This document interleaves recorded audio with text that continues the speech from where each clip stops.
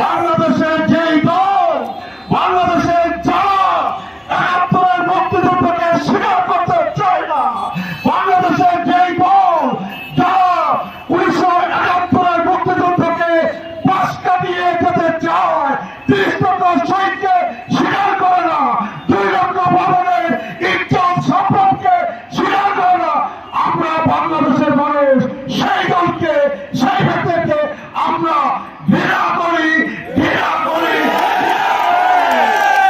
আমাদের স্বাধীনতাকে বাদ দিয়ে বাংলাদেশে রাজনীতি করবার কোন সুযোগ কারণেই থাকতে পারে না।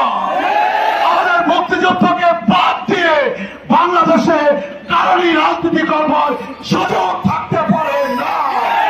আমাদের শহীদ প্রেসিডেন্ট জিয়াউর রহমানকে বাদ দিয়ে বাংলাদেশে কারণই রাজনীতি করবার সুযোগ থাকতে পারে না। বীর মুক্তিযোদ্ধাদের বাদ দিয়ে তাদের অবদানকে অস্বীকার করে এই বাংলাদেশে কারণই রাজনীতি করবার সুযোগ থাকতে পারে না।